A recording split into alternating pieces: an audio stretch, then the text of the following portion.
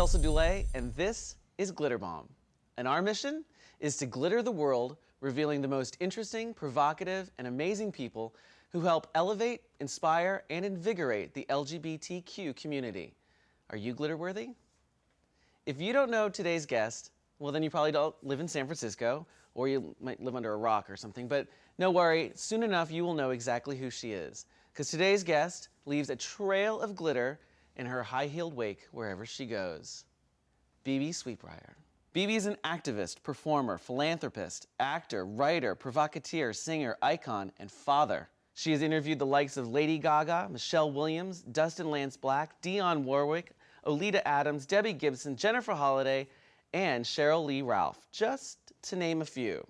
She's won titles and crowns and was honored with the prestigious Sylvester Award of Inspiration with a proclamation from California Senator Mark Leno. She has worked tirelessly as a fundraiser for the AIDS Housing Alliance, Under One Roof, Larkin Street Youth, Lyric, GLAD, Richmond Ermit AIDS Foundation, and many, many more.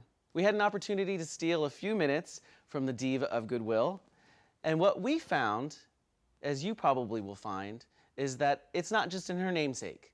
BB Sweetbriar truly is sweet. BB. 5 years. Only 5 years. Yes. 5 years. And titles, and crowns, and accomplishments. To be specific, Miss Gay San Francisco 2008, Miss Desperate Diva 2008. Did you show up with your gloves on, ready to go hit the pavement, or was it an inspiration that came from Well, someone? you know, it's really amazing because I just came into it at the right time. You've done so much in 5 years. It's amazing. It was 8 months, actually, that I had been doing drag, that I entered the Miss Gay San Francisco pageant. And I really thought I was just doing it for the experience to, you know, see if this was something that I could do and what avenues I could take. And also the San Francisco Imperial Court was really big with fundraising. And I knew that I wanted to use whatever talents I had to raise money for things. So this was a good way for me to do that. And I had no idea that I would win. It was like the farthest thing from my mind. You went in kicking butt. And, well, I always figured, you know, as my mother always told me, if you're real and you speak from your heart and do from your heart, you know, no one can take that away from you. And that's all I did, is just show up with my heart and did my thing. Well, they can't take away that crown at the title Okay, either. that's what I'm talking about. There's many forms of performance and ways to express yourself. Why drag? I've always been performing. I've been performing since I was 5 years old. Singing, dancing, tap dancing, playing music, all of that. I grew up around music. I had kind of stopped singing because I really didn't feel that I fit in as far as a male singer goes. And drag gave me an opportunity to kind of bring singing back into my life. Most drag performances is lip syncing, but it's always a nice surprise when you have a performer, a drag performer, who actually can sing. Well, I will say, lip syncing is an art.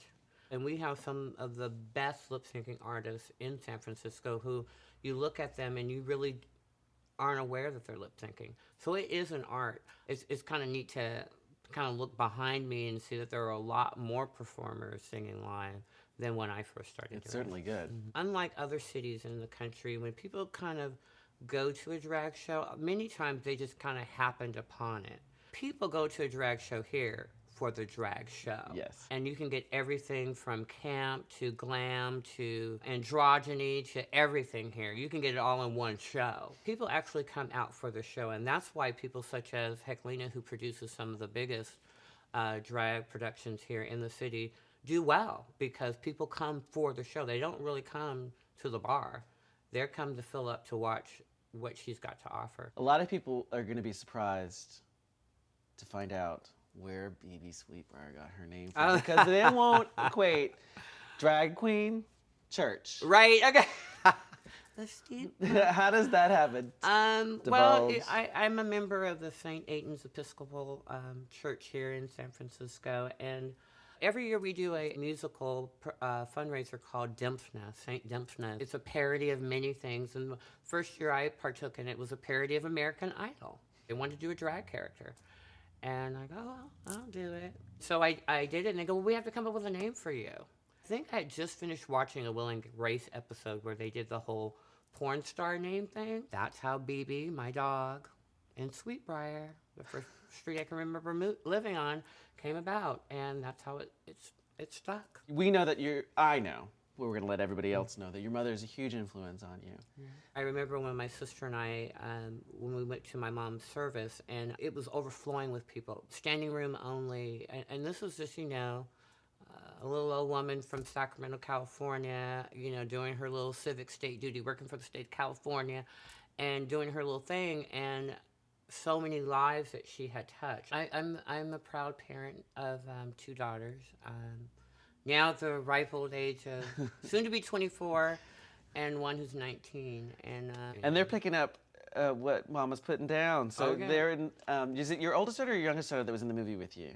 Or the video? Well, my oldest daughter was just in my last video, "Free to Be Me," which is my last single that I dance single, and she has a role in that. My youngest daughter, who's actually going to school for film and photography, actually was a a gopher. So she was a part of my first film. So they've been a part of who I am, and I love it. They're great. They're great kids. You've got your 2 beautiful daughters. You also have an ex-wife who's still in your life and very supportive. You have your family, your extended family. You have everybody here, the people that you mentor and sponsor and support. How does it all knit together? I mean, how does BB Sweetbriar, the queen of nightlife, handle all of that? Well, I do try and keep as much of my quote-unquote personal life away as much as I can. And my time with my children is my time with them. We try and do things out of the Castro. And that's another reason why when I'm out, I don't try and mix going to the same clubs that BB. I don't do that, BB has her set of things, and Kevin has his set of things, and I don't want to do that. I appreciate the fact that I can walk the streets as Kevin, and people. I'm just a normal Joe Blow in the community, and I can go eat in private, and there are a few people who know who I am, but when BB tries to do that, it's just not gonna happen. I never really am out in the evenings or as Kevin, because I do feel that BB is a persona that I embrace, and it is a part of me. She is a part of who I am. It also is a job to a certain extent, and I feel that I've worked hard to be a part of this nightlife scene that we have in San Francisco. So usually when I'm out in a club, I'm always in phase. Paid or not paid, Right. I'm in phase. I am who I am, just one's a little prettier than the other. Oh, I don't know about that. Diana Ross. Oh. Can we talk about Diana Ross? We can. Somebody in this room, right here, sang with Diana Ross. Diana Ross gave you her microphone and let you run the show while she went and shook everybody's hand. She wanted to touch somebody she knew. It was amazing. My sister, for my 21st birthday, she took me on a trip to Las Vegas. And I remember it like it was yesterday. For those of you who have seen Diana Ross's show, she comes out in the audience and does that Reach Out and Touch song. And so she was performing that and coming down the aisle, and she kept coming closer, and I go, gosh, she's actually coming this way. And so I started singing louder and louder and louder. And the next thing I know, she's on the mic, and she goes, oh, I hear a good voice over there. And then she hands me the mic. And she's going around shaking all the other people, so I continue to sing with the backup singers. I'm singing the lead. I'm just going, hey. But it was amazing. I will never forget that. You were telling me about the cover that or the photo shoot. Well, I did a photo shoot recently for it's a table book, and it's called Me and My Idol. A German photographer by the name of Pete Werner came to San Francisco and chose a lot of. He must have photographed 50 plus drag queens in the area. It was a photograph of ourselves and of our idols and people that we admired. Some did Marilyn Monroe and Dolly Parton and everything, while I did Diana Ross. I'm always, great for anything that tries and spread the love of the drag community across the world. So we're going to dispel the myth that drag is catty. Well, I know everybody loves to feel that, but you've told me something different. I never experienced that. It's a family. I mean, we get behind stage, honey, and we having a hoot and a holler. So this duplicity here of being a diva, but also so nice. Yes, there's a saying that you can catch more flies with sugar than you can with. Do you think a secret of your success is your sweetness? Because you are approachable, you are very kind and thoughtful. I think it does have a lot to do with my popularity. I really do, and I welcome that. You know, I'm never mean. You know. Can I change the subject just slightly? You may. Can we talk about? I'm sure this is what everybody wants to hear. DJ porn star. Oh, my boo. Oh, DJ porn star. Could I just say it once more? DJ porn star. Yeah. Let's wipe the drool off your mouth. Wow, what a talent. You know, it's really funny because porn stars and drag queens kind of have a kinship to one another. Why do you think that is? They have a different name. We have a different name. We wear this armor. And we are both in a field that a lot of people have a hard time accepting. So I think that's why we have this kinship, you know. Wherever there's a porn star, there's going to be a drag queen. So y'all need to stick next to your drag queens. Right, if you want to honey. meet some porn stars. Honey, because I know them all. All. He started producing music. He asked that if we could work together. He writes the music. I write the lyrics and do the melody lines. And we joined forces and put this other song together, which has done extremely well. He's a wonderful man. Wonderful man. A great person for me to call friend. And he's easy on the eyes. Oh, he's very... He is DJ porn star for a reason. I can't be doing my searching though on the porn thing. When he comes up, I can't watch it. It's like watching my son. I can't watch it. I know him. I don't know him. I know him. I don't know him. Yeah, right. He's a cutie. So I'd like to finish with kind of a cliche. I'm going to try and steer clear of the cliche. Everyone always says, you know, what's your advice? As an ambassador, if you were to be the ambassador, embrace anybody that's going to come to our community. Anyone who tells you that who you think you are is not who you should be, you need to not listen to that. I don't care who you are. I don't care what it is that you're trying to be or who you think you are, how weird it may seem to the rest of the world.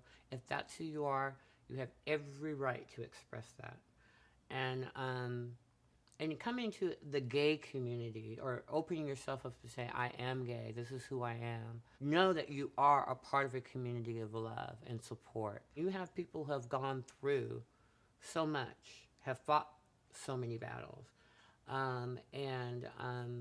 that it is worth being who you are. What really disturbs me so much is to hear about the suicides that we have with so many young people who feel that they've been bullied or ridiculed from their own families and friends, and that they feel that there's no place for them to go. And I know for me, speaking from San Francisco, as it would be somebody speaking from New York, from these big metropolises that are a lot more open and diverse than, say, some small place in Idaho. The reality of it is that what makes the world spin and what makes it interesting is diversity. I mean, think about it. If you went to get ice cream and the only kind of ice cream you could get was vanilla. Mm-hmm. Oh, no. That's why the flavors that they have at Baskin Robbins is so popular. It's because there is that variety. Be a part of the variety. That's what I say.